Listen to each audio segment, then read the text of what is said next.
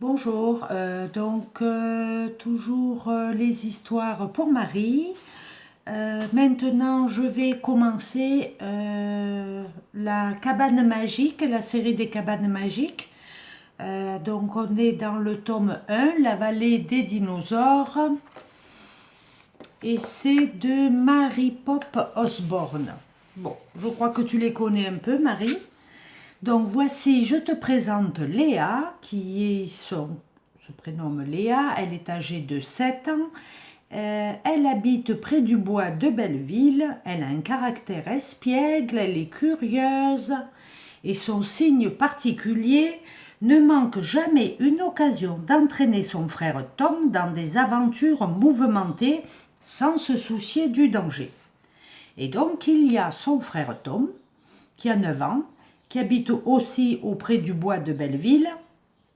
Il a un caractère studieux et sérieux, et son signe particulier, il aime beaucoup les livres qui l'aident à se sortir de situations périlleuses. Donc voici le chapitre 1. Un soir au fond des bois. « Au secours, Tom !» crie Léa. « J'ai vu un monstre là !»« Mais oui, dit Tom, des monstres, il y en a plein dans le bois de Belleville. » Tom a l'habitude. Sa petite sœur n'arrête pas de raconter des histoires. Elle a beaucoup trop d'imagination pour une fille de 7 ans. Lui, à 9 ans, il s'intéresse uniquement aux choses vraies. « Cours, Tom, cours, le monstre va nous attraper !»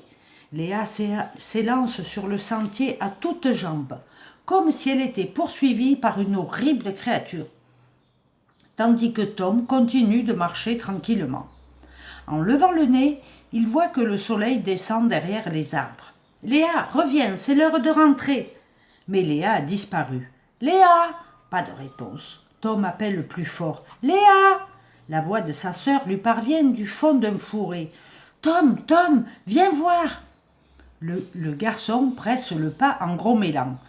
Qu'est-ce qu'elle a encore inventé, celle-là ? Il quitte le sentier et s'enfonce dans le bois. La belle lumière d'une fin d'après-midi fait briller les feuilles comme de l'or. « Vite, Tom, viens voir !» Léa est debout au pied d'un chêne immense. Elle pointe le doigt et dit « Regarde !» Une échelle de corde. Une longue échelle de corde pend le long du tronc depuis le sommet de l'arbre. « Waouh !» s'écrie Tom. Là-haut, tout là-haut, à demi caché dans l'épais feuillage, il y a une cabane. « C'est la plus haute cabane du monde, murmure Léa. « Qui a bien pu la construire ?» demande Tom. « Et comment ça se fait qu'on ne l'ait encore jamais vue ?» Alors là, mystère. Moi, en tout cas, je monte la visiter. Non, non, attends, elle appartient sûrement à quelqu'un. Je jette juste un coup d'œil, dit Léa, déjà hissée sur les premiers barreaux. Léa, descends de là, crie Tom. Mais comme d'habitude, sa sœur n'écoute pas. Léa, soupire Tom, il va bientôt faire nuit, il faut rentrer. Léa est à la cime du chêne. Elle se glisse dans la cabane. Léa! Tom s'impatiente un peu. Au moment où il va appeler de nouveau, la tête de la petite fille apparaît à la fenêtre de la cabane. Des livres! Quoi? C'est plein de livres ici! Des livres! Tom est un amoureux des livres. Il remonte ses lunettes sur son nez, attrape les 2 cordes de l'échelle et commence à grimper. Tom émerge de la trappe ouverte dans le plancher de la cabane. C'est vrai, des livres, il y en a partout. Des très vieux, racornis et couverts de poussière, et des tout neufs avec de belles couvertures brillantes. « Qu'est-ce qu'on voit loin d'ici ?» dit Léa, penchée à la fenêtre. Tom s'approche pour regarder à son tour. Au-dessous d'eux, les cimes des arbres moutonnent comme un lac vert. Au-delà, on aperçoit les toits de la petite ville, leur école, la bibliothèque, le jardin public. Léa s'exclame. « Et là-bas, c'est chez nous !» Oui, c'est leur maison, avec ses murs blancs et son porche de bois, pas plus grande qu'un jouet. Et Black, le chien des voisins qui court sur la pelouse, a l'air tout rikiki. « Black, ouh !» crie Léa. « Chut, fait Tom, tais-toi, si quelqu'un nous entendait. » Le garçon s'accroupit pour regarder les livres. Je me demande à qui ils appartiennent, murmure-t-il. Tu as vu, il y a des marque-pages à l'intérieur. Moi, j'aime bien celui-ci, déclare Léa en désignant un album dont la couverture représente un château fort. Et celui-là, c'est sur notre région, on dirait. Tom ouvre le livre à l'endroit du signet. Et c'est notre bois sur cette photo, le bois de Belleville. Regarde celui-là, s'écrie Léa en tendant à son frère un ouvrage sur les dinosaures. Je suis sûre qu'il va te plaire. Tom est depuis toujours un passionné de ces animaux disparus. Un ruban de soie bleue dépasse d'entre les pages. Tom pose son petit sac à dos et tend la main. Montre. Puis il hésite. Non, attends, ils ne sont pas à nous ces livres. Je ne sais pas si on a le droit de...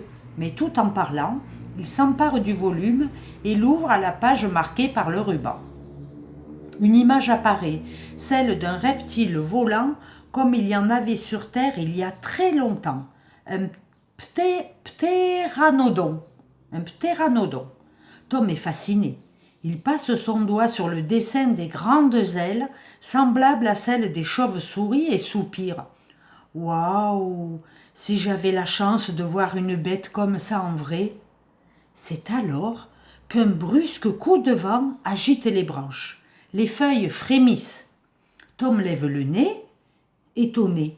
Il lui a semblé sentir la cabane bouger. Le vent souffle plus fort, il secoue le chêne en hurlant. Et la cabane, lentement, se met à tourner. « Qu'est-ce qui se passe, s'affole Tom ?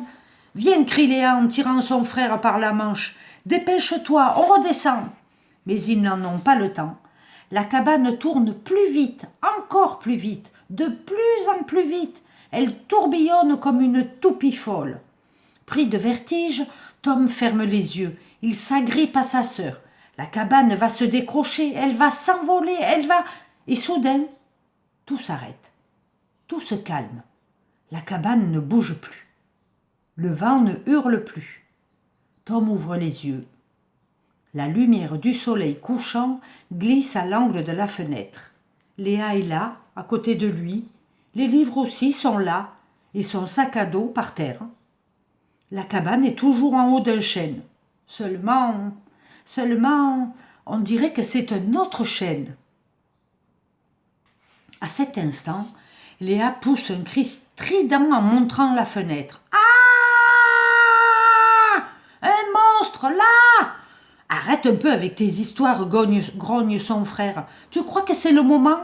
C'est pas des histoires, Tom !» Le garçon lève les yeux, mais oh non, ce n'est pas possible. Une énorme créature plane au-dessus des arbres. Une bête avec une sorte de crête dure derrière la tête, un long bec pointu et deux larges ailes de chauve-souris. Un ptéranodon, un vrai, vivant. La bête amorce un virage. Elle vole droit vers la cabane, comme un gigantesque deltaplane. Puis elle change de direction et monte très haut dans le ciel. Tom court à la fenêtre. Il se penche tellement pour suivre du regard l'animal volant qu'il manque de basculer dans le vide. « Qu'est-ce qui se passe ici » murmure-t-il. Tom reprend le livre. Il regarde l'image, il regarde dehors. C'est le même paysage, exactement. Dehors, le ptéranodon plane dans le ciel, comme sur l'image. Le sol est couvert de fougères et de hautes herbes. Une rivière serpente au pied d'une colline. Des volcans fument au loin comme sur l'image. Ça alors, balbutie Tom.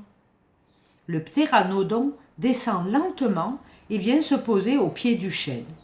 Serrés l'un contre l'autre, les deux enfants n'osent plus faire un geste. « Qu'est-ce qui nous arrive, Tom » demande Léa à voix basse. « Je ne sais pas » souffle celui-ci. « Je n'y comprends rien.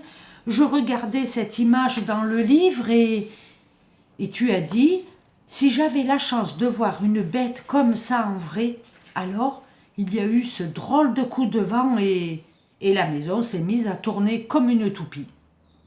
Et on s'est retrouvés ici. Ça veut dire quoi, balbutie Léa. Tom secoue la tête incrédule. Ça ne veut rien dire du tout, c'est impossible. Ça ne peut pas être vrai. Léa se penche de nouveau à la fenêtre et déclare « Seulement lui, il est vrai, il est même tout ce qu'il y a de plus vrai. » Tom regarde à son tour. Le ptéranodon semble monter la garde au pied du chêne, ses grandes ailes membraneuses largement ouvertes. « Bonjour, toi, lui lance Léa. Chut, pas la peine de nous faire remarquer, on ne devrait pas être ici. Ah oui, mais c'est où ici? Je ne sais pas, et grosse bête, crie Léa. Tu le sais, toi, où on est ici? Le ptéranodon lève la tête. Si tu crois qu'il va te répondre, grommelle Tom. Regardons plutôt ce que dit le livre. Il reprend alors l'album et lit la légende inscrite sous l'image. Ptéranodon, reptile volant de la période du Crétacé. Cette espèce a disparu il y a 65 millions d'années. Tom reste abasourdi. 65 millions d'années. N'importe quoi, on n'a tout de même pas remonté le temps comme ça. Il est trop mignon, s'attendrit Léa. Qui? Lui? Mais oui, regarde comme il a l'air gentil. Viens, on va le voir de plus près. Quoi? Léa s'est engagée dans la trappe. Elle commence à descendre l'échelle de corde. T'es complètement folle, crie Tom. Léa, remonte ici tout de suite. Mais sa sœur est déjà en bas. Elle saute dans l'herbe et marche bravement vers la créature du fond des âges. En voyant Léa tendre la main vers le monstre, Tom est pétrifié. À chaque fois que sa sœur voit un animal, il faut qu'elle aille le caresser. Mais là, vraiment, elle exagère. « Léa, crie Tom, ne fais pas ça. On ne doit jamais toucher une bête qu'on ne connaît pas. Maman te l'a dit 100 fois. » Léa pose son doigt sur la crête du ptéranodon. Elle lui tapote gentiment le cou. Elle lui parle tout bas. Qu'est-ce qu'elle peut bien lui raconter? Tom prend une grande inspiration. Parfait, puisque c'est comme ça, il descend aussi. Il va observer la créature de plus près et il va prendre des notes. C'est ce que font les savants, non? Il attrape son sac à dos, empoigne les cordes de l'échelle et entame la descente. Quand il pose le pied par terre, l'animal tourne la tête vers lui et le dévisage de ses petits yeux brillants. « Il est tout doux, dit Léa, aussi doux que Black. »« Ce n'est pas un chien, Léa, c'est un ptéranodon, » raille Tom pour cacher sa peur. « Viens, viens le caresser. » Tom reste figé. « Allez, viens !» Tom avance prudemment, un pas, un autre. Il tend la main. Il la passe lentement le long du cou de la créature. Il se dit, intéressant, la peau du ptéranodon est recouverte d'une sorte de fine fourrure. « C'est doux, hein, dit Léa. » Tom ne répond pas. Il fouille dans son sac à dos, en sort un carnet et un crayon et il note « peau recouverte de fourrure ». « Qu'est-ce que tu fabriques ?» s'étonne Léa. « Je prends des notes. Nous sommes les premiers humains à voir un ptéranodon.